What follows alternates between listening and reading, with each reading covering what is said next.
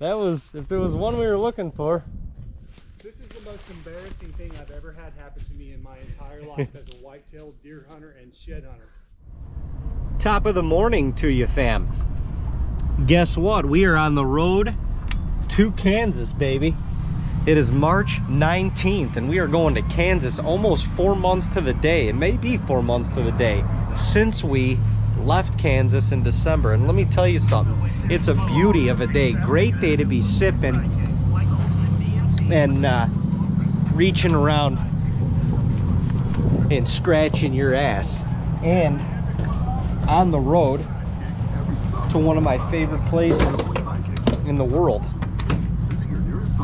Only $80 worth of gasoline later, and we're headed back out. We're somewhere in the midst of Missouri. I'm pumped because we're gonna be spending a couple days doing some shed hunting. We're gonna be spending a couple days shooting some content, getting some footage with Parker, talking about some of our feelings around hunting in general, why we got into it, why we love it so much, and bringing that back to the surface. It's gotten so much about the big buck these days, people, and it's a lonely world in that world. It's a lonely world. So we want to get back to the hunt camp, make hunt camps great again, you know? Make them great again. Make the camaraderie and the going at it together great again, because that's what got us into it. That's what sparked this fire in our ass, and it's what helped us motivate us and passionate us with starting TAGNBRAG in general. We want more people to enjoy the joys and the values of hunting, so we have to bring that to the surface. It can't just be about how I'm gonna shoot the next 180 or how I'm gonna shoot the next 200. It can't be about that, all about that. It can be somewhat about that, but it can't all be about that. Otherwise, you will end up hunting alone and by yourself.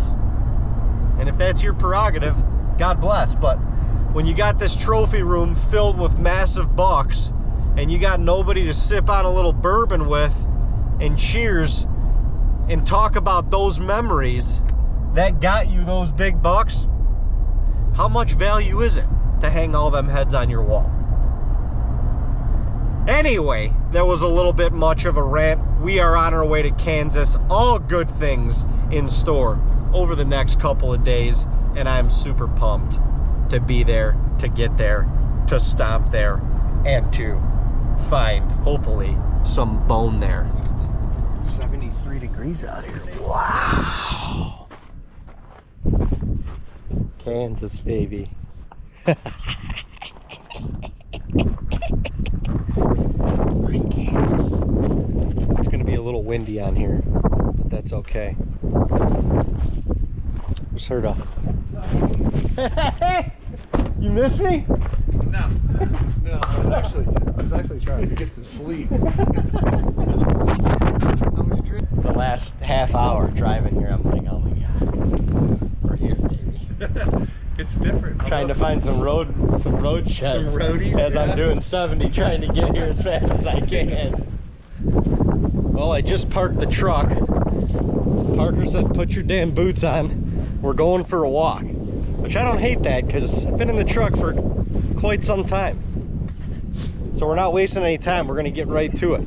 I've found that the quicker you get to these antlers, the less likely they are to run off. So yeah. We're gonna get to them. Man, they chewed this up pretty good.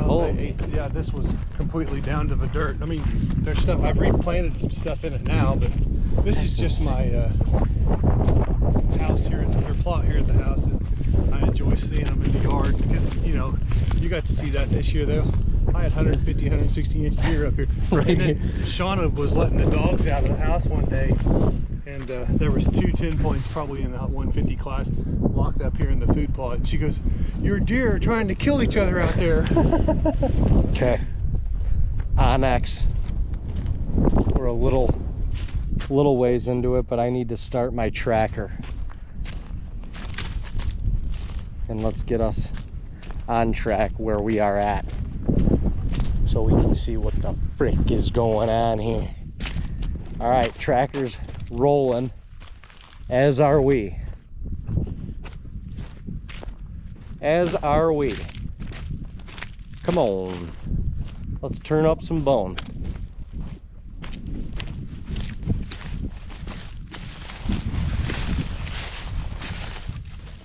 Getting into this fence row area, and you know, they always say look by where the deer will jump the fence to see if there are sheds right around that region. Never had a ton of luck with that, but not gonna say that you wouldn't, because we are in Kansas, so maybe this is the place where you look for them fence jumpers, you know? You know what I mean?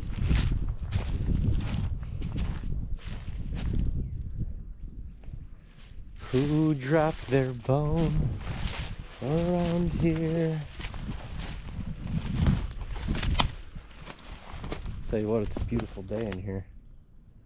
Beautiful day in Kansas. That is for sure. That's kind of crazy. I feel like you could just literally walk right by them. I'm like trying to cover every little inch and speck of the property, and it's like out here you kind of gotta let her rip. I feel like you gotta send it.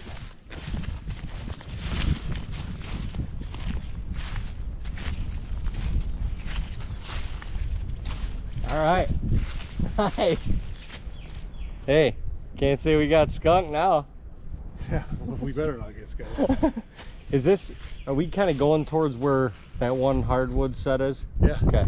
Yeah, yep. I'm getting my bearings kind of. Yeah. Trying the guy that owns this farm, super nice guy. He don't allow us to hunt on it, but he'll allow me to come in and look for sheds and stuff like that. But anyways, anything that's on any of my leases in this area, whether it's right here or across the road, they all traffic here. They're either in my backyard or on this farm. Or yeah. to the south. So I made up my mind that anything we find is going back home with you. Oh jeez. You can put those in your Kansas collection. Yeah. We could find some just in this area here. We could find some good antlers, because I've got a 155-inch 8-pointer. It's got flyers off of both G2s. It'd be really fun to find. Yeah. That would be sweet. We got a mainframe 10-point with flyer off of his G2. That's a I don't know what it is about the majority of these bucks out here, but they all have some sort of abnormal off of their 2s or 3s. Yeah. So, and really cool trait. I mean, you had a solid bachelor group coming behind your house. There were after 7 the of season. them. Yeah. He's one of them. This idiot's one of them. he's a 4-point on his left side, and then you just had that fork and that little flyer off his 2 there. Yeah. Didn't even grow an eye guard. No. So they were all running together. So they've either lost their antlers in this section, or across the road in the other section. So keep your eyes open. Right. They're laying in here somewhere. Yeah. What we should do is just kind of stay down in this lower area. Okay. And then we'll go up there on my lease, and we'll look at all of it too. But then what we need to do for sure is come back out in that winter wheat field, and that's where they're spending all their time right now. They're at night. They're in the wheat. I mean, I would be too. Look at that. It's lush green. It looks great. Yeah. I mean, a lot of people ask me every year, they're like, how'd you find so many antlers? And especially in this part of the world, everything's so concentrated. You've got 2 places. You've got a bedding, a transition, or food. Yeah. And I mean, right now we're in the bedding and transition, and the food this time of year in Kansas, specifically this part of the world, is winter wheat. And if you can find any of that, that's where the biggest concentration of your antlers are, because you'll have deer that will, like or spring and summer, late winter, spring and summer on your places, just because the place that they rut might not have food this time of year. Right. So they just, they congregate. Yeah. Now they're all batched up together, and so Yep. when you find one, You find some. you could probably stumble on a few. Yeah. Talk about nostalgia again. This is where Dean and I sat. Only place in Kansas we got skunked. But Parker had a camera right down in this bottom, and there was always deer on it. That was literally the only night. It was kind of a fluke, I guess. But I remember there was some giant rubs in here. And Parker said them bucks have been hanging out somewhere back on this piece. Or these couple pieces, I should say, back here. So hopefully whoever was hanging out with this bad boy, a couple of his coombies dropped a bone or two. Sure would be nice. It sure would be nice.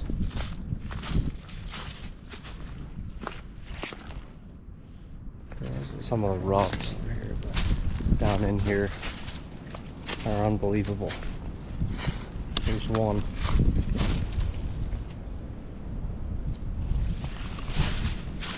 Not too shabby right there. There's another one.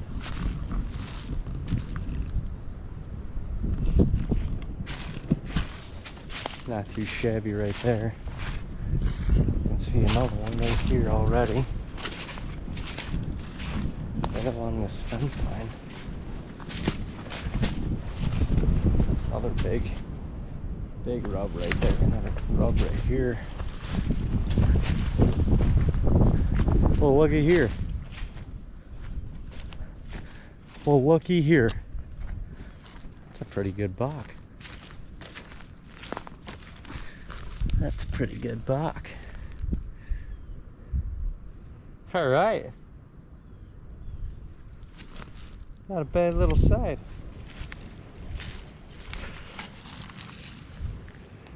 Last year's model. Still counts. Maybe 2 years ago model. It's number 3. Numero 3.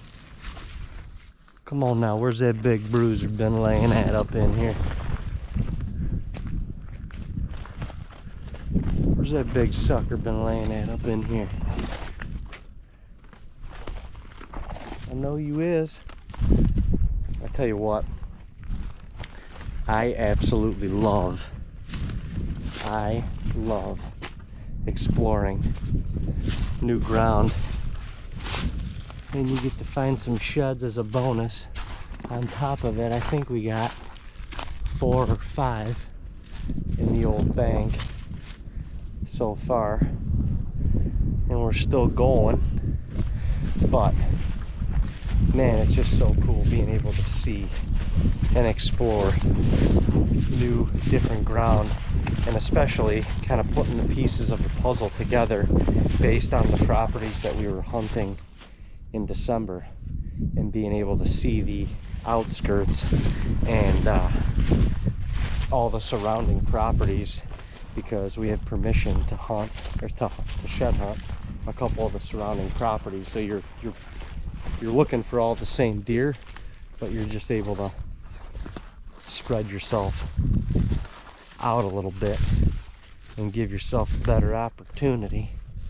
And I'll be damned if that big son of a gun ain't laying up in here somewhere in these briars, because this is just too pricker. Ow. This is just too good of a bedding area up in here. These spots, you really gotta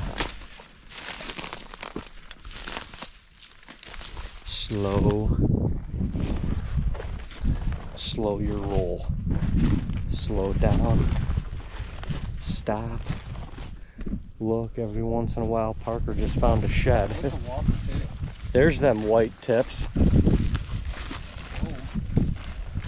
been laying there a while. It counts. It does count. Is that a match set? Oh man. I mean, I don't know that it is, but they could be sisters.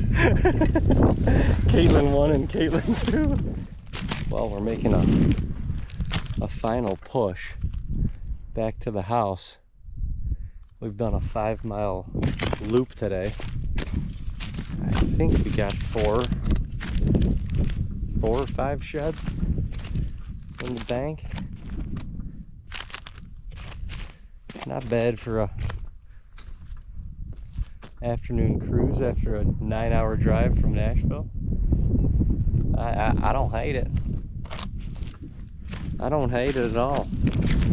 Oh, good to get the old legs loosened up and see some new country. Some country that I've seen, but I haven't seen, if you know what I mean. But now we're kind of trying to find a needle in a haystack in this cut cornfield. Certainly not easy, and definitely even harder with where the sun is at in the sky right now. But I guarantee you, I would guarantee there's a shed or two in this cut cornfield. It's just a matter of where they are. Dude, I found one of his sides. No, you did not. No, in my yard? Right here. Are you I swear to God.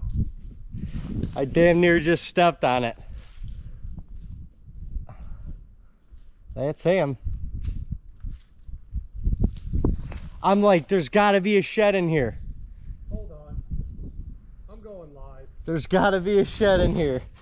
Oh my gosh. That was, if there was one we were looking for.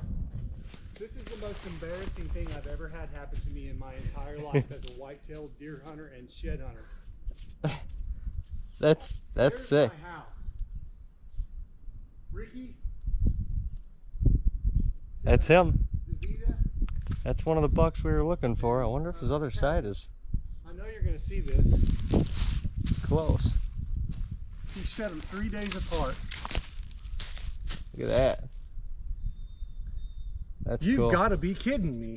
We just walked 5 miles looking for that, and we had to walk about 100 yards. He literally shed that antler right here. Where was it? Where was it laying? Right here. Literally right here. I almost stepped on it. I'm so embarrassed. It was, I mean, amongst all this stuff, yeah, like, I don't know. You could easily walk right around any of it. I'm like, if this thing was, if these deer have been sitting, they've been over here so much, like something's got to be close. That's his good side. That's his other side. Just got one flyer off his G2. He had 3 going. Damn, that's cool. No, that's you're making my day. That's cool shit right there. I don't know why. I just like, I could feel it as we were coming through here. I'm like, we didn't just cut the cornfield and go to the house. You were kept kind of like leading us this way, this way. He was he shed that side, and then 3 days later he showed up in the yard and he had shed the other side. So I wonder, somewhere close. I mean, it's probably worth doing a little loop in here. Loop around here. Well, that was a solid cap to the day.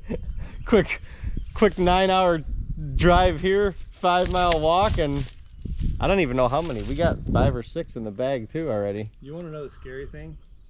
That deer right there. Okay, so since I got you on live, yeah, let's talk about this. I mean, actually, he's not a monster. I told him you can't shoot that deer if you see him, and I said that deer is gonna blow. I said that deer next year will probably be 160 class deer. Yeah, I mean, he's sprouting looks like he wants to sprout so go back to the very beginning of when you and I first started having conversations about you coming to Kansas. Yeah, I mean, it was, I don't even know when that was.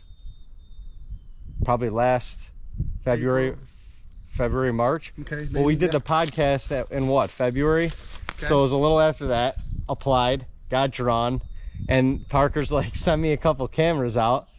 So I sent him 3 of our cell cameras, put them up, and this was literally the first buck that we saw on camera. Like, it took a couple days, but this was the first buck that we saw on camera, and he was all over a couple of the cameras that he set up for us.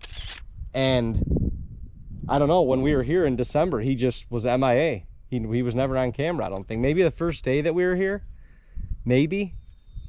But that's pretty cool. Hold on. To make it even more epic, an hour ago we had a 2-minute conversation, and what was that? Do you remember? About this deer? Yeah. Yeah. I said, let's find this deer so we can put a cool story together. Let's speak some more stuff into existence today, I guess. That is insane.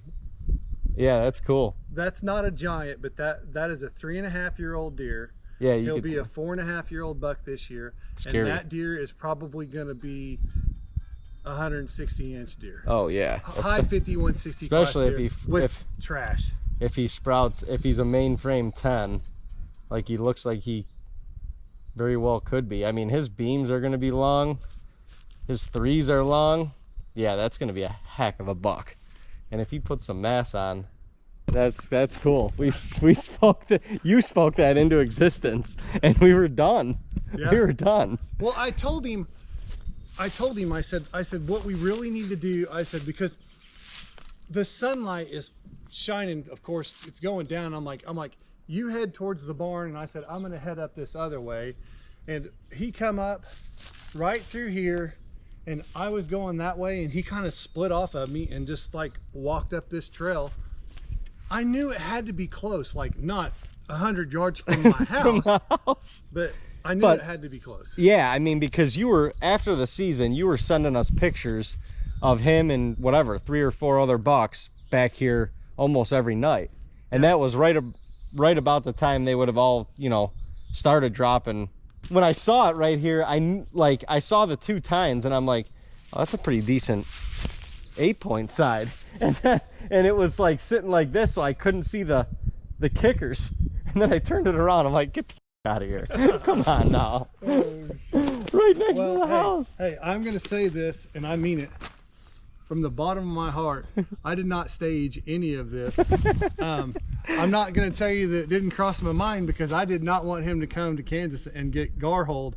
But this buck had shed his right side, kept his other side for 3 days, and then had shed it somewhere. Like I said, it could be on the neighbors, I don't know, or it could be 5 yards from us, and we've been squirreling around here. Yeah, seriously. But anyways, this isn't staged. This is just a really cool moment. Yeah, that's just awesome. I mean, it's, you know, when you watch these deer on trail camera for as long as we do, you know, I mean, we hunt Ohio, Kentucky, Tennessee, North Dakota, New York, and you watch all these deer on trail camera, like, there's something about grabbing onto the bone that they lost, and knowing that at least, you know, you chased them, but you weren't successful, but you got a little part.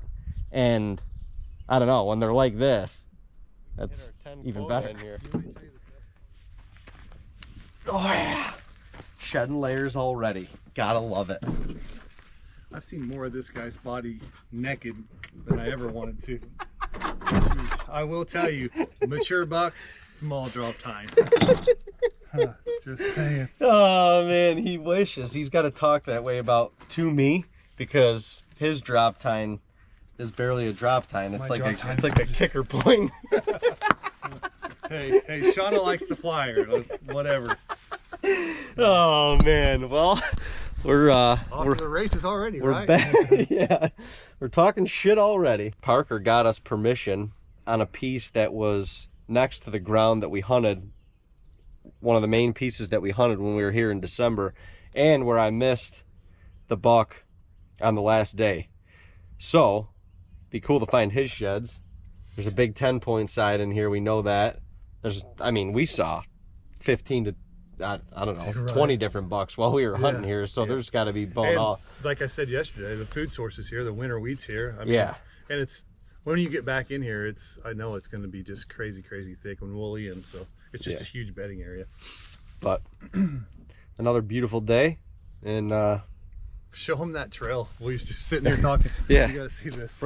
We're just sitting here talking, parked on the side of the road, and this is Kansas for you right here. This beat down mud trail, you can literally see it going through the tall grass like 40 yards on the other side of the road. It's Kansas for you. There's a lot of deer out here. That's the thing about, like, what I've told you about with, like, being, I've shed hunt. I'm 43 now, and I've been shed hunting since I was probably 15 years old. My mom used to take me out before I could drive. And what I've learned in this time of the year, more in the last 2 months of, like, when they start shedding, you know, up and through now, is you can find these trails and the scrapes are all still there, and you're intruding in an area that you don't want to intrude into in, like, October and November. So, like, let's say I pick this up for a lease while you're here, okay? Yeah. And you and I could be like, okay, let's go on here, mark 4 or 5 spots for good tree stands on this 160 acres. We could go in here and literally scout this right now. Oh yeah. And don't have to come back out here until the day of, really, or or a couple days before, whatever. Because these whitetails in this part of the country, and I can't speak for every part of the country, but for here, you've only got like 10 to 15% timber, and everything else is either cattle ground or row crop. And out here, they're going to do the same exact thing every year, unless it gets over intruded or somebody comes in with a dozer and removes a section of timber. Something changes massively. But for the most part, it's the same thing. It's like when you're raising kids, they're doing the same thing, and the kids are doing, like, my dad drove a Ford, my grandcat, you know, I mean, well, we take this trail and their kids take that trail, and it's the coolest thing ever. And like I said, this is the best time of the year to be out here doing this stuff too, you know, and you get to see who your survivors are. Yeah, it's, I mean, even when we walked for 3 or 4 hours yesterday, I don't know, we almost hit 6 miles, I think, and just what we did yesterday, it's just like, it's so different than where I came from hunting. I mean, shed hunting wasn't a thing for us when we were younger. We grew up hunting the big woods of New York, so there's no patterns like this. You know, there just isn't. It's all big hardwoods. It's massive, like, pine thickets and stuff like that, and big river, you know, creek and river bottoms and ridges and stuff like that. There's very little ag ground up there. So, you know, their point A to B is through the hardwoods. And although you will find trails and runs and pinch points and stuff like that, but, you know, their trail could be 20 to 30 yards wide, you know, coming down a ridge or something like that, where it's not as pronounced as something like this. But it's just you know, and obviously there's a lot, I think there's fewer deer there, and there's definitely fewer, the buck to doe ratio is completely different as to what it is here. So naturally you're not going to find as many sheds doing that. I haven't looked at the moon guide, but I know you're here on a high pressure system and a rising moon, and heck, you talking deer numbers last night. I live about, I don't know, 15 minutes from the closest town to us, and I think last night we probably seen, not exaggerating, at least 50 deer. Oh, at least. You know, in a 15-minute drive. It's just group here, a group here, a group here, and they're all congregated in the winter wheat right now. Right. So let's go find some bone. Yeah, let's go find some.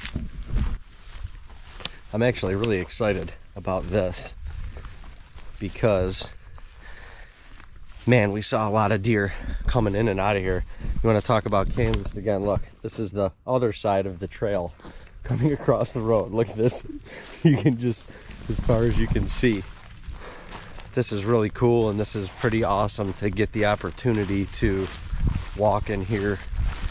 I mean, Dean and I would be sitting up on that hill where we were seeing all these deer come down and through the winter wheat that's on the other side that we'll show you in a little bit. But we watched countless deer and bucks coming in and out of here, and actually this thicket is where the 10 ended up with the doe and a couple of the other bucks ended up following them up into here.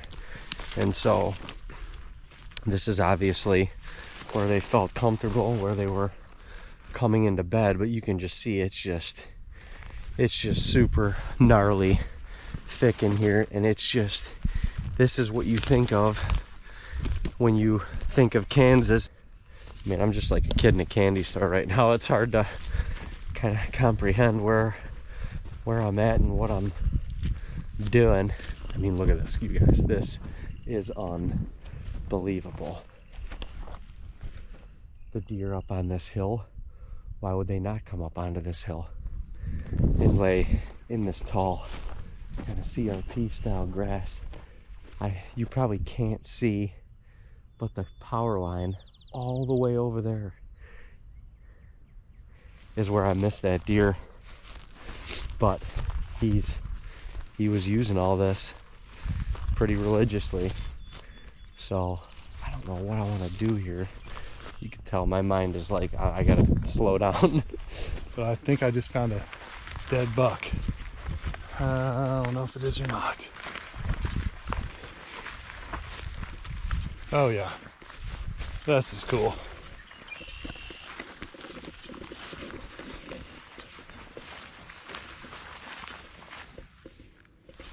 Dude, that's a stud, or was.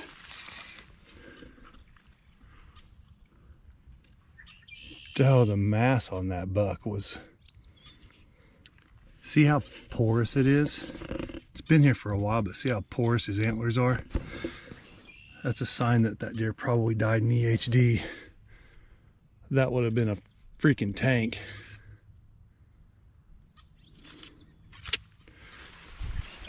That sucks. So I'm out on the edge of this winter wheat field, and look, I mean, this is just one spot. There's two other spots down on that other corner, but this is just one spot where the deer are clearly coming in and out of. And you could see this is kind of what Parker was talking about, is the scouting and the intel that you can get this time of year, and how these deer are coming out of the bedding areas and utilizing the food sources in and around them.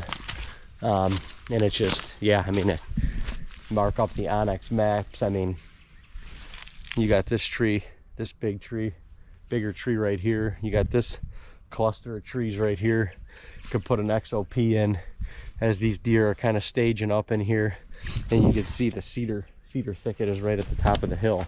So you got these deer that are staging up. I mean, it's a recipe for carnage. And this field is out to the east, so the predominant westerly winds is actually perfect. If you get up, you may have to trim a couple shooting lanes to the field, but if you get up in a tree like this right here, number one, what I like about it is you stay concealed because it's a multiple trunk tree, but the predominant wind is going to be blowing your wind out over the top of this field. Little elevation is going to be perfect. Deer can be in the field, they likely will not smell you, and more than likely it's going to be just an evening spot to access from the field and pop up in here. But these deer are clearly going to stage up right in here. I just saw a rub right at the top of the hill, which doesn't surprise me. And yeah, I mean, it's a pretty perfect setup. I mean, look at this trail right up through here. And man, once you're getting a little bit more ballsy, coming up into one of these cedars would probably not be a bad gig either. But this is probably a great spot for these deer to bed. Up on this hill, it's thick, predominant west wind coming over their back. They can see out to the field and everything like that. I mean, yeah, it's just a good spot. It's just Kansas. It's just a good spot. Just makes you feel good, makes you look good, makes you makes you want to do good things, and it's just fantastic. Super respectable.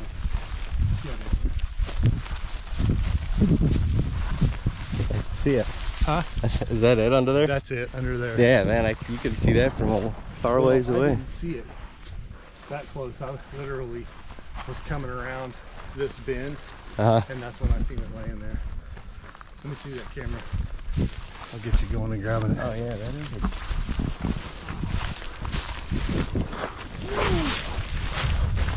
Oh yeah. Oh yeah. Hell yeah. That's a good one. We have no idea who that deer is. That's crazy. That's wild. I feel like those splits seem like similar from pictures that you've sent me of maybe somewhere else.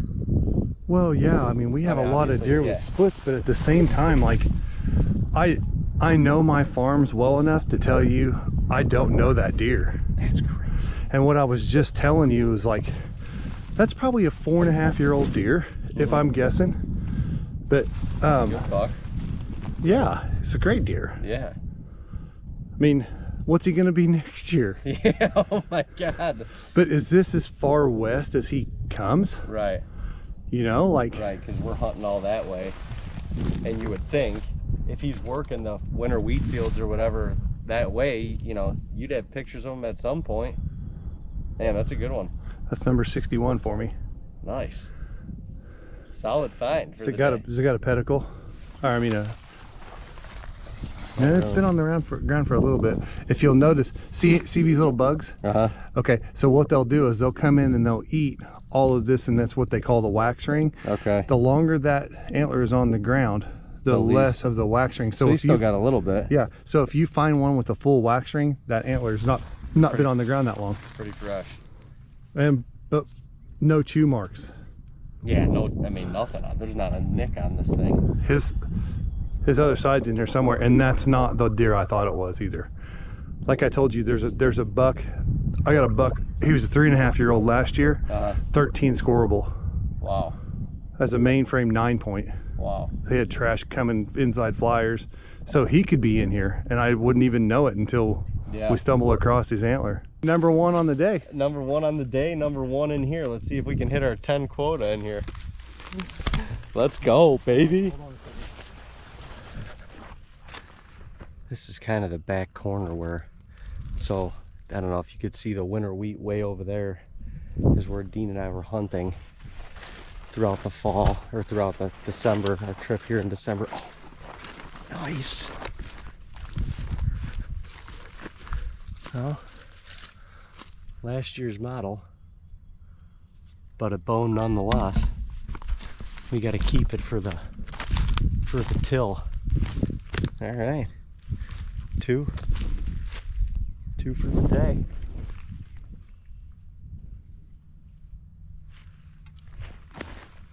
I mean, this is definitely where the deer are going to stage up at. That's for sure. Man, it would be so cool to find a side or both from that buck that I missed this year.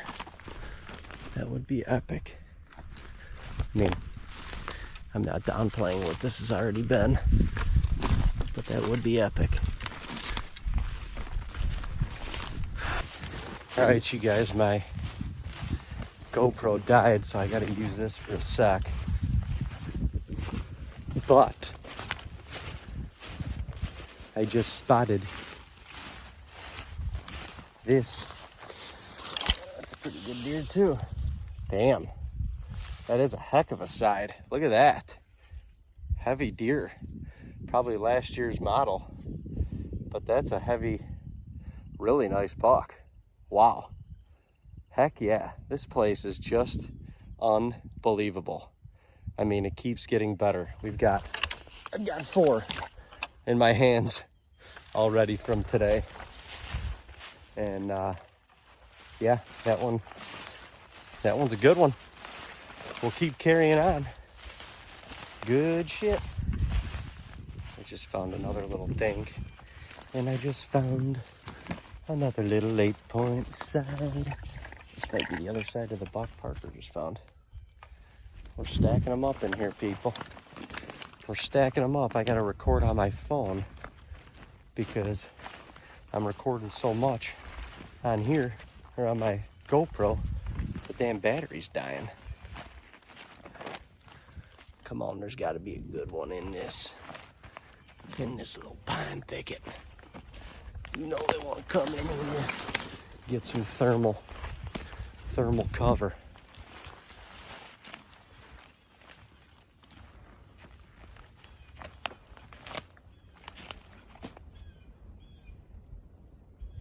Man, look at the rubs in here. This is nuts.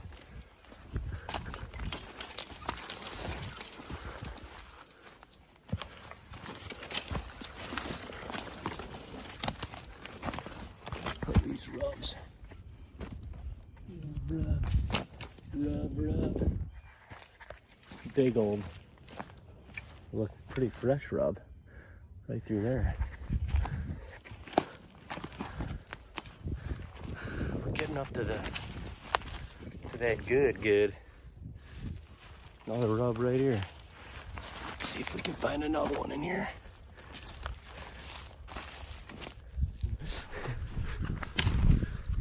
Oh man, I think we already met our quota. And I see another. It's a good one. It's a pretty good one. Oh yeah.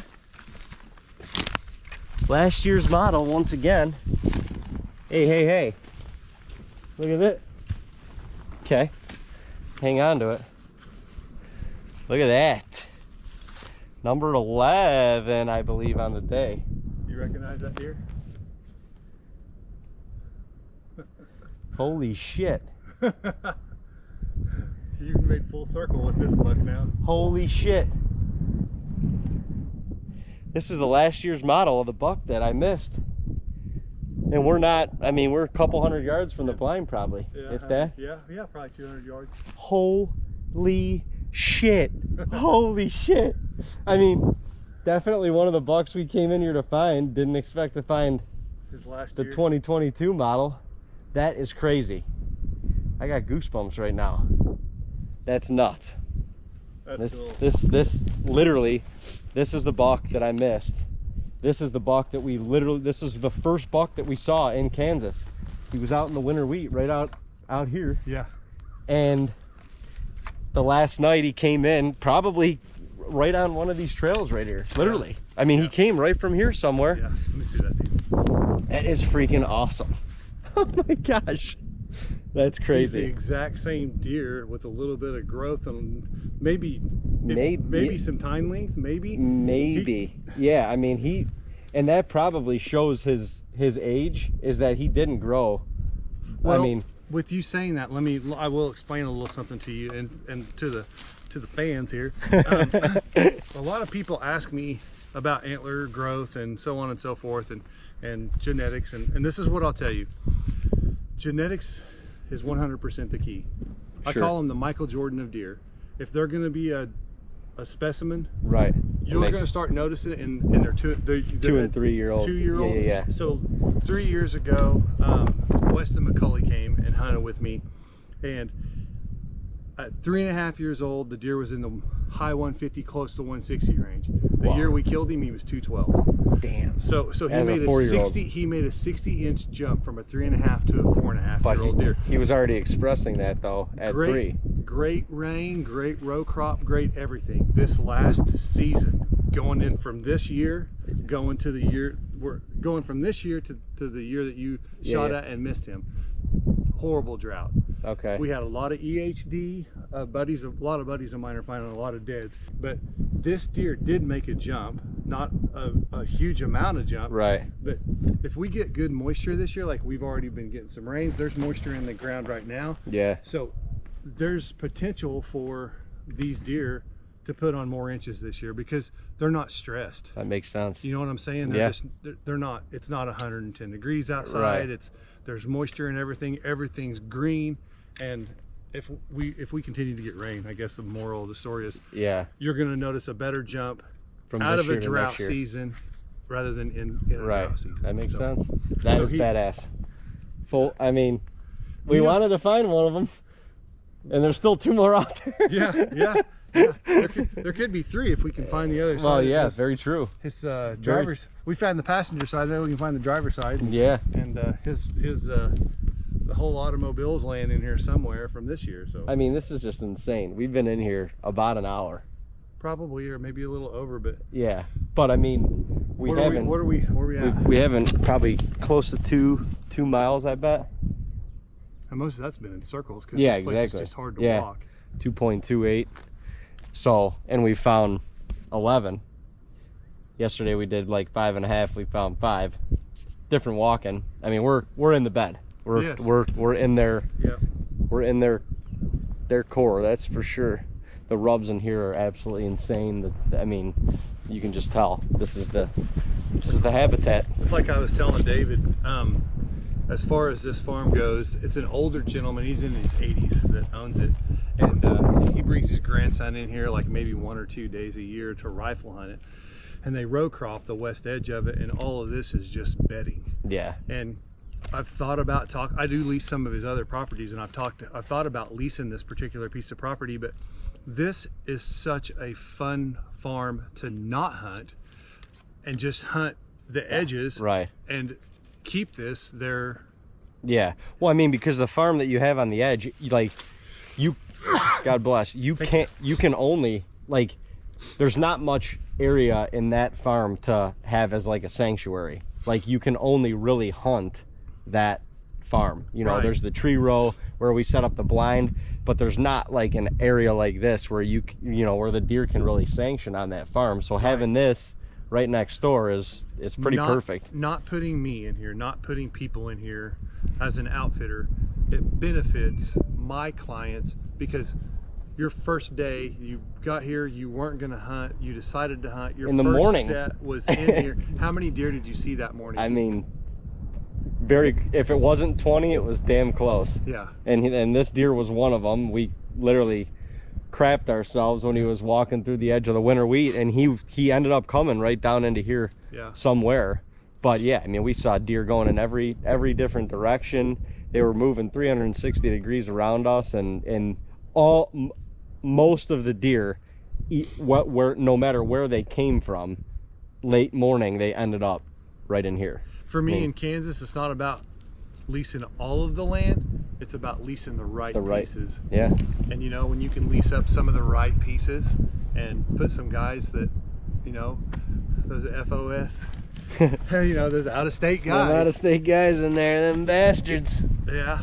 And that's you know, that's a topic that we'll hit on, you know, while we're here and stuff, and visit about. But it's fun to get a phone call at the end of the night when it's you guys, or friends from Kentucky, or friends from Georgia, or whatever the case might be. It's so much fun to get a phone call and they're just, dude, I seen 35 deer tonight. Dude, I seen 43 deer. Like, I mean, you heard it in our voice after every hunt. Like, it was evident that we were having the time of our life. Right. I mean, and that's just, right. I think that's what Kansas provides, especially when you don't come from, you know, you're not accustomed to this. Being able to get the experience to come out here and actually experience it firsthand, it's literally, it's everything that it's cracked up to be. You know, we were having that conversation this morning about breakfast. Like, when you go out to the Dakotas, or you come to Kansas and you rent a mom and pop Airbnb, or you go to our restaurant, or you go to Rookies or Sharky's, or heck, we were at H&H Grill eating this morning. You know, I mean, these are all mom and pop places that are blessed by you being here, looking for some damn deer antlers, enjoying recreation and life and what God has blessed us with. Amen. Amen. So I'm just being serious. No, that's exactly right. You're exactly right. Because someday I'm gonna be laying dead in a casket, and all this stuff that was mine, it wasn't really mine. It was something that God had blessed me with in a period of time, and you're a fool if you don't take advantage of it. Yeah. You know what I mean? Like, I want to go kill an elk someday before I camp, and I'm probably gonna go to New Mexico. Yeah. Or I'm gonna go to Western Colorado, or it ain't Utah. gonna be here. It ain't gonna be here. Yeah. My neighbor has elk, but if I shoot one of his elk in that high fence pen, that'll be an issue. that's not neighborly. Let's go find some more. I feel like we're just kind of tipping the surface of this bedding area. Talk about nostalgia. This is take you guys for a little gander. Well, that buck that we saw on the last night, he came right off the corner of this field and right up and through, jumped the fence over there. I think there's a place to get for me to get across the fence. Right here.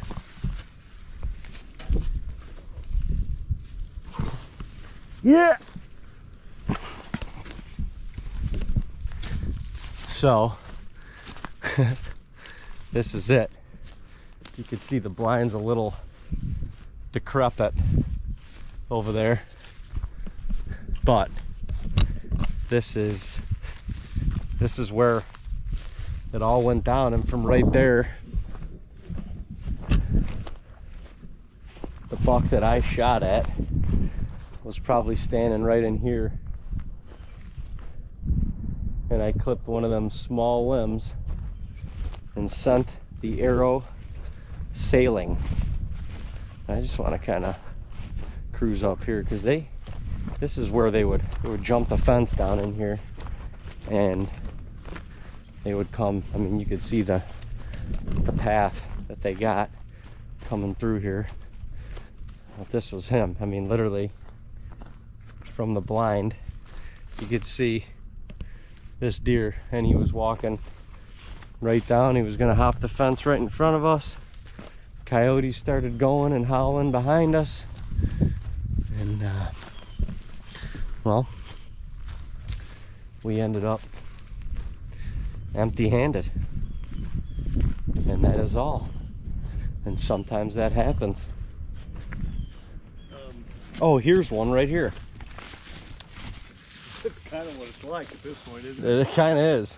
Oh, there's another one. Oh, here's a couple more. Look, Oh my God. Parker offloaded a batch at the truck. I got 3 in my hand. My bag is ripping at the seams, and I don't know, maybe we'll find another. Oh, I guarantee you there's a couple more in here. Hey, oh, hey, oh, hey, oh, hey, oh, hey, oh, hey, oh. Oh, that's a little 6-pointer. yeah, Or is it a... like it. All right. How did we miss that one coming through here the first time? Well, it's been probably an hour since we came through here. Parker was walking this section. He missed it. You're talking. If you know this face, you know there's no truth to him saying that I walked by a deer antler. I don't know. Kind of looks. Let's not talk about the one that was in my yard. Bring that one up. That's a decent little. Oh, it's a full-point size. Oh yeah, it is. Show is. Shows enough. My goodness. Just keep them coming. Good Lord. With a CUM. I tell a lot of people it's like a mile per antler. Not today. Not today at all. Not today. What we walk? 4 miles? 5 miles? We're gonna probably be closer to 5 when we get out of here. Okay, so we'll walk probably 5 early and 5 later, or 7, 5 to 7 later, and I don't even know where we're at. We got to be close. I mean, we're at 15 for sure. How many? Like, I don't know. Yeah. I dumped 4 or 5 at the truck. I have 6 in my bag, and we have 4 here. So there's 10. So yeah, we're at 15, 16. plus. Yeah. Good. My goodness. And look at deer come through here every once in a while. It looks like. Just every once in a while, though.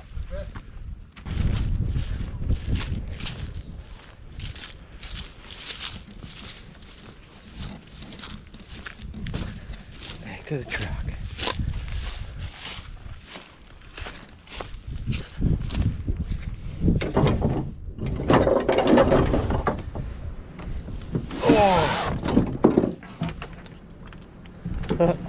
bag is chalked. My bag says get a new bag and leave me alone. Oh, did you not see the fine print on the tag? It says not for Kansas shed hunting. Well, boys and girls, time for lunch. There's our morning haul. 16, so that's 21 or 22 on the trip so far. Not bad. Not bad. Another 5 miles on the boots. We got to go refill the tank and see what we can get to this afternoon. Oh yeah. Yeah, spread them out, the good ones. Oh yeah. Yeah, this is the row of the good ones. Okay. A lot of history with this one, and I don't have a lot of history with this one because he kind of disappeared after Velvet and was on the neighbor's piece, and this deer has literally traveled. This deer was a homebody. This deer and this deer had like a 3-mile make our lives miserable circle. Yeah. But that's fine. Like, he's not a shooter and he's not a shooter and he's not a shooter, but this upcoming season, those three are gonna be knocking on heaven's door. Yeah, hopefully by one of my arrows, if I don't send it into a branch first. Look at those genetics. Yeah, that, I mean, short tines, but do you know, good, that's got good real mass. good mass. Yeah. I would say that this buck this year, with you missing him, he's probably carrying mass like this deer. Oh yeah, yeah. Without that, yeah, he didn't have quite the brow tines like that, but we'll have to look back at some of the footage that you guys have of this deer and yeah, see, like, but I mean, dude, you can't tell me that those two deer are not, like, they're either brothers or related in some form or fashion, just because, I mean, yeah, I know. The profiles of them are identical, pretty similar. Let's go get something to eat. I'm hungry. Good morning again, everyone. Hey, check this out. Look at that, look at that, look at that, look at. Oh, look at that right there. He's gonna be a good one next year. Real good one. Look at the mass on him. We didn't really show this one off too much yesterday, but he's a sleeper. He's a sleeper. The connection to this deer, amazing. The buck that I missed in December, and then probably my favorite shot of the trip, because he's going to be a Mac giant. Just blessed. But you know what? I'm just sitting here at the corner of Washington and I don't even know what, Iola, Kansas, and I am obsessed. I am obsessed with small town America. I'm obsessed with it. I love, like, the little culture that it provides. Look at the little square over here in Iola. You know, you got a nice little grassy area. It's just so, it's so old school. It's so America. It's so pure. It's so free. And I love it. Like, I'm sitting out here. We just supported this local coffee shop on the corner here. Don't know what it's called, can't read the sign. I'll go down there. We got to plug them. This is fantastic coffee. But it's just like, this small town America feel is so freaking awesome. And it goes kind of with the podcast that we did last night, talking a little bit about, you know, out-of-state hunters and out-of-state people coming in to these little small towns. It's called Wild Bloom Coffee. Fantastic coffee. If you're ever in Iola, Kansas, would highly recommend it. But, like, this is what makes America great to me as an outdoorsman, as a hunter. Being able to come in and experience these little towns across America and hunt and give back to the local community, the local economy, And it's awesome. I absolutely love it. I'm obsessed with it. I wish I could go see every little town in America and its culture and its people and the little cafes and lunch spots that they have and breakfast spots that they have, and just meet the people within that town. It's just, I don't know, I'm obsessed with it, as you can tell. And we're just kind of doing a little hanging out this morning prior to getting some more filming done and getting some work done before we got to hit the road. But just sitting here in Iola, Kansas, corner of Washington, and I'm not really sure Main Street. This has got to be Main Street. Seems Main. Like, this is the strip, so it seems Main. We'll say Washington and Main. What'd I say? Wild Willow? Something? Coffee? Burrow? Billow? Smillow? Anyway, it's all good. I'm waiting on Parker to get a piece of wood, and the guy's taking forever. Man, I got shit to do today, man. But I'm enjoying my time here, you know what I mean?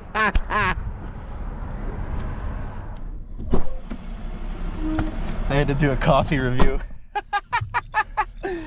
You know, I'm waiting for your ass for 6 hours. So I'm like, what am I gonna do? I'm gonna fill it with content. Did you get your wood? Well, I'm just doing a final little loop here. We didn't really walk too much today. I'm just kind of looking for some stragglers around Parker's house, and oh, look at. Just as I speak, just as I say. We got a little 8-pointer side right there, tucked right up against this tree right here. All right, but just soaking in the last couple hours of Kansas, the last minutes of Kansas, and yeah, just kind of walking around, booting and scooting, trying to find the last of the bone and soak it all in. It's been an amazing trip, as expected. It was a soul cleanser and soul reboot for me. I was kind of jonesing, ready to get out of Nashville for a second and just get back out here in the heartland, in the country, and do some walking, put some miles on the boots, but most importantly, have some time with Parker and just, you know, hang out and kind of build that relationship even deeper than it's been already built. So just doing a little loop. Parker's house is right up over there, but he's going to be pumped when I come back with another shed in the pocket. And yeah, we got a 9-hour drive home, but I am running on some high energy currently. You could see on the tailgate we got a spread of some amazing sheds. I think we ended up finding, what was the final number, 26 or 27 if I remember correctly.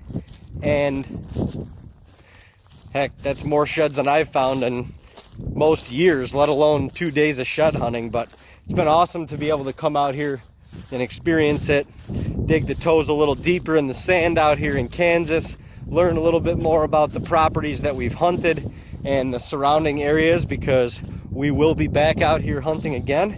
And I'm just grateful for the opportunity, grateful that God made me a bow hunter and a passionate human being that wants to chase something that I love to do. And yeah, grateful for Parker, obviously, and the generosity and allowing me to come out here. So we're gonna do another little loop. We're gonna pack the truck, we're gonna put the seatbelts on, and we're gonna get. Ha! I just picked up another. Would you look at that? It's been there for a while. Once again, probably last year's model, but there's no hating on last year's models. That is for sure. Oh my gosh. You guys, there's one more in the corn right here.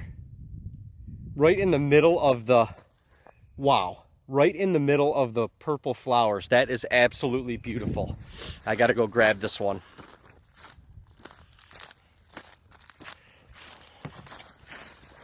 Come on, you guys. Are you kidding me? And that one's got a little mass to it. Wow. I think 3 sheds in about 15 minutes is a good way to cap off the trip. I am, wow, at a loss for words. It's Kansas for you. It's a whitetail hunter's paradise. It's everything that you could ask for and more. And my goodness, 15 minutes closing her down, and we got 3 more sheds to go home with. Unreal. Unreal. Unreal time. Unreal time to be alive. It's just good stuff. And I am extremely grateful. Thank you, Lord. Let's go say bye to Parker, and we gonna take this train back to Nashville. On the midnight train to Nashville. Solid work. Do it. Light work, you know? It's just light work. Finding sheds, it's just light work. No big deal. It's like magnetic energy. Just sucking them right to you.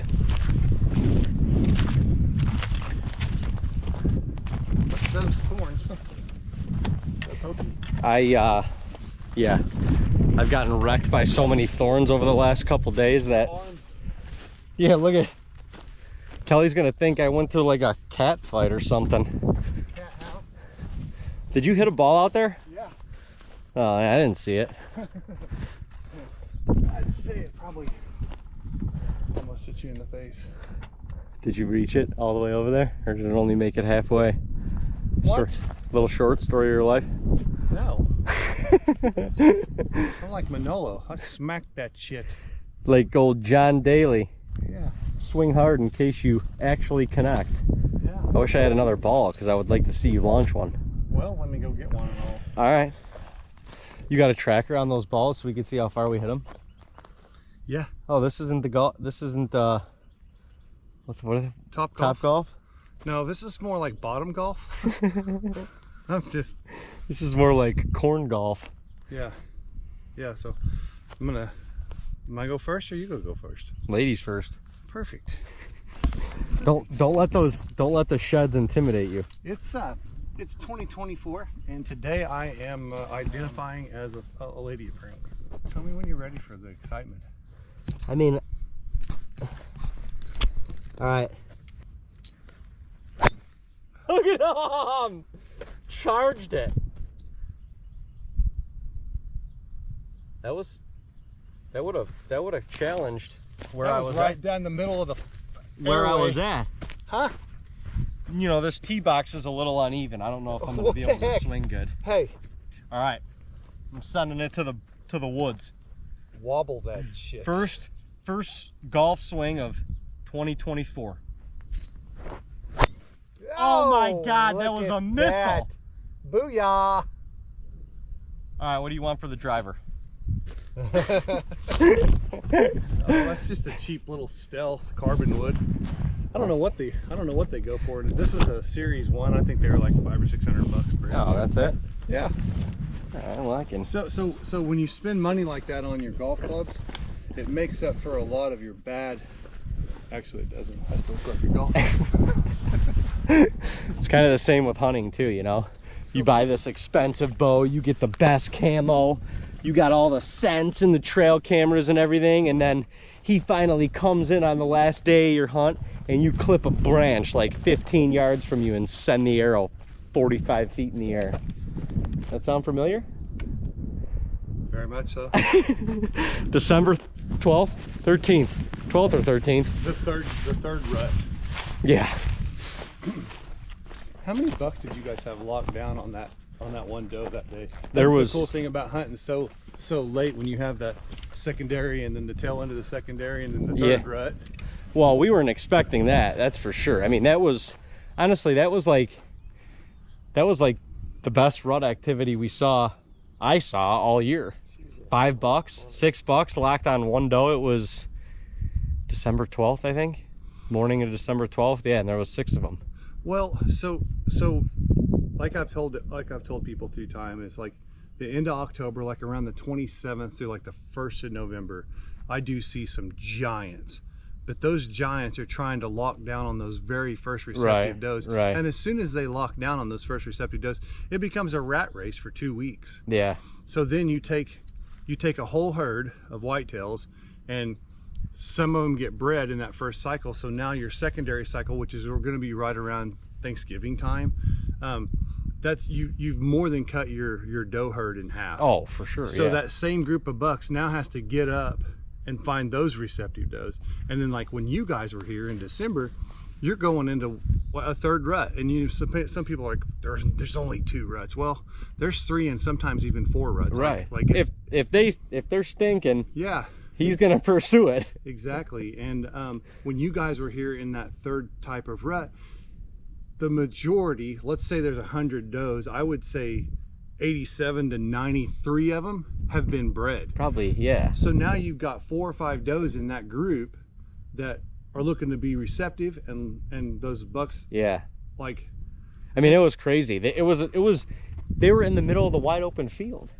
and the 110, you know, the man of the group, would not let the others near her. And it was like they were breeding, because the other bucks weren't like it wasn't a chase. You know, they were just moving slow. But then, like, you know, one of the littler bucks would come and get a little too close, and the bigger one would nose him off, and then he'd be right back, and he was pinning her into any, I mean, at one point they were in a chunk, she was in a chunk of cover that had to be no more than 10 to 20 feet in diameter. Right. And he was just like, stay right there, I'm gonna take care of these clowns. Right. I mean, it was nuts. It is it's an amazing animal that has our hearts.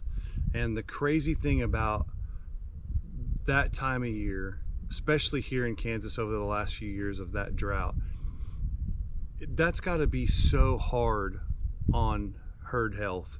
Of oh, yeah. You've been chasing does now for going on a month and a half, and they're just relentless. Like, yeah. That morning you guys had those bucks in there chasing that doe. They were all over the place. Yeah. And then not only were they all over the place chasing her and trying to keep her pinned into one location, he's trying to defend and chase off. Right. I mean, after yesterday walking that that one farm. Yeah, walking that and realizing, like, when you're in the winter weed field, like, and you're looking back up towards the stand, everything is so much bigger and more spread out.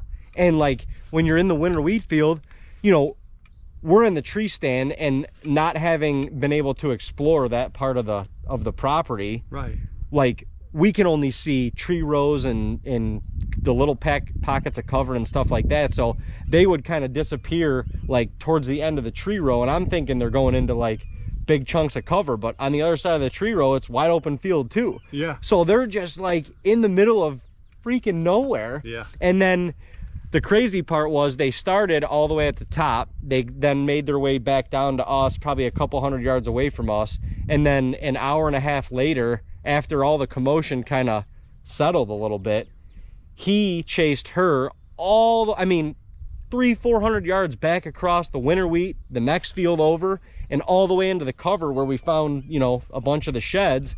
And then 2 or 3 of those other bucks literally ran all the way across too, and they were like, we're gonna keep trying. You as a hunter, you're coming into the latter portion of a season. Yeah. I'm an outfitter. I've had hunters in.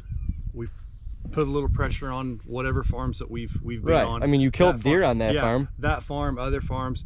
But when you're hunting the farms that we have here in Kansas, especially as with Kansas Pride Outfitter and what we do here, how does it feel in relation to, like, it's more of a beginning of the season, like those deer didn't seem pressured. No, hell no. You know, like they weren't pressured. They weren't walking in and looking up in the trees and stuff like that. No, I mean, and those deer were, you know, a couple 100 yards away, but we had deer all over us the whole time. It's crazy. You know, while we're glassing these deer, we got 3 doe standing there going like, it kind of smells, they're directly downwind of us. They're like, well, kind of smells something, but not really sure what it is. But we're just gonna hang out and hopefully nothing happens for a little bit. They don't.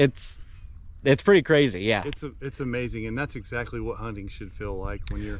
The difference here, as opposed to where I grew up hunting in New York and Ohio, and honestly even where I hunt now, where I live now in Tennessee, is there in those places, because of human population, like it feels more like the deer are living with the humans in those areas, you know, so they're adapting to us in those areas, where here, like, we are with them.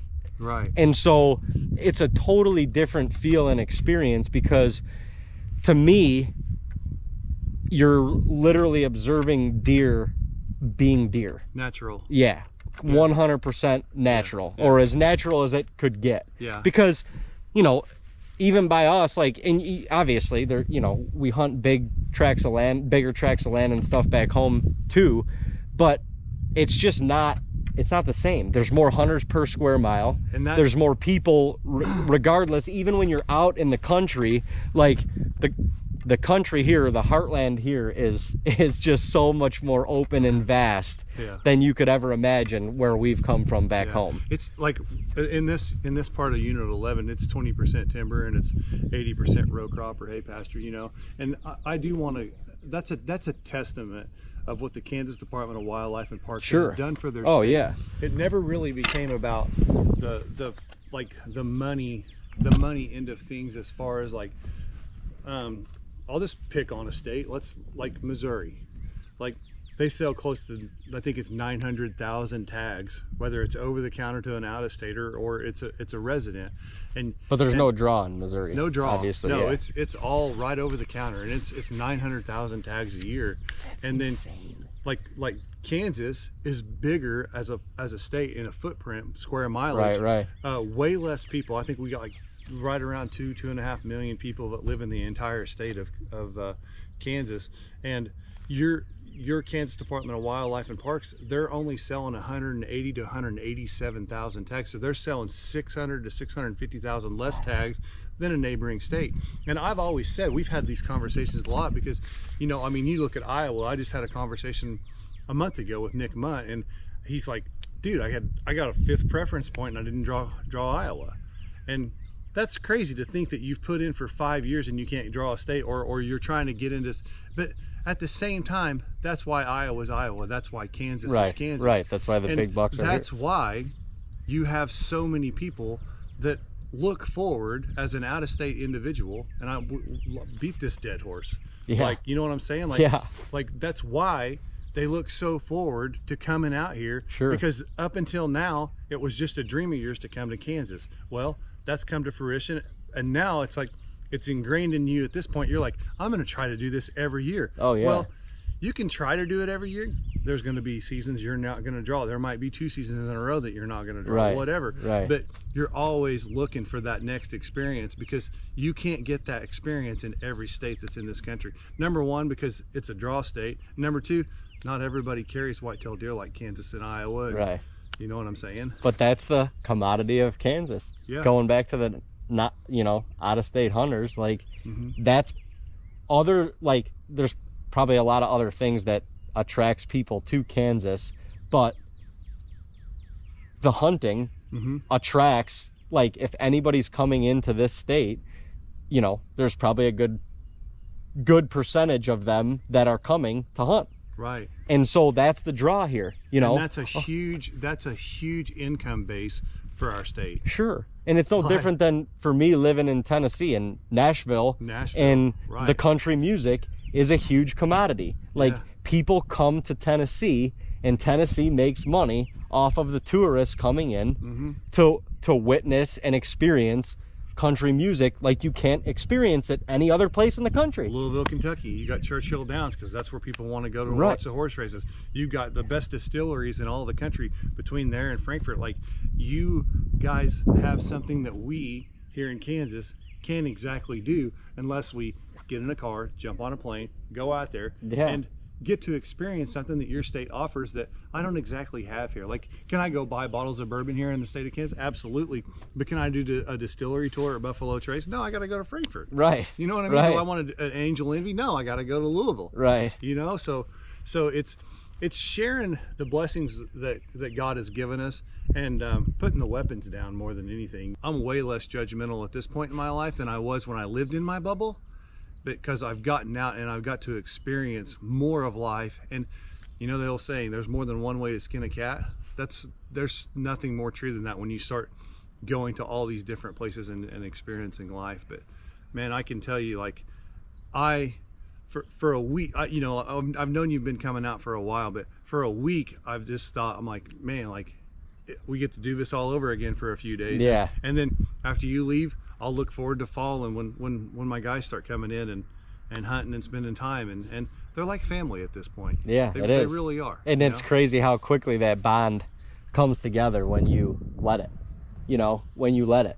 Yeah. You know, and you're open to the experiences and trying new things, and yeah, but you fall into the hands of, like, somebody like me, you fall into the hands of Kansas in a place where I've been trying to experience, and I've wanted to experience my whole life, never knew how to, and by the grace of God, he connected us, and yeah, here we are. And now, like, outside of me being able to just experience Kansas, like, I've got a new friend and a family member for life. Right. And that's the reality. You know, in person, good antlers. In pictures, they... Oh my gosh, that thing looks gigantic. Yeah. Gigantic. Yeah, that 4-point size looks... Well, Parker, I hate goodbyes. This ain't goodbye. Yeah, the cool part is... This is see you later. Yeah, we'll be God back. willing, and the creek don't rise. Yeah, but this has been an amazing trip, an amazing experience, and yeah, just been a blast. Can't thank you enough, man. It's been real good. It's been real good. We accomplished a lot in a couple of days. I mean, we did. Yeah, what was it? Dude, we probably put in 14 or 15 miles. Yeah. On the ground. Oh yeah, easily. So our we were a little over or a little under an antler a mile. Yeah. Because what was the final count? Like 25, 26? Yeah. So we were we were almost 2 antlers per mile. We were pushing that. It was like at least 1.5 antler per mile. Yeah, I mean, yesterday morning was insane. Yeah. That was like one of those days where it's like middle of the rut and the woods just explodes. Yeah. And one of those mornings where you're just like, like you can't do anything. Every way you look, something's happening. It's like, I'm going to the chiropractor today. Why? Well, I need to go get my neck work on. That's how it was. Yeah. I mean, at one point, literally, I think I found 4 sheds in a 10 to 15 minute span. Yeah. I'm like, I step here, I pick that one up, and I like look this way. I'm like, oh, there's another one. Hell, we piled them up. But well, thank you for everything. This has been awesome. Yeah, you know, there's going to be a day where I'm going to tell you, just quit thanking me. Just know that you guys are always welcome here, and this is home too. Yeah, well, home 2, home 3, home 4, home 5. You got to have a lot of homes throughout the country, and when you meet people like you guys, and you know, it's, you know, it does. It becomes family. Yeah, and it's another home to kick off the dock and go try it down the river a little bit. Anyways, love you, brother. I love you too. I appreciate it. You be careful going back to Tennessee. Will do. Yeah.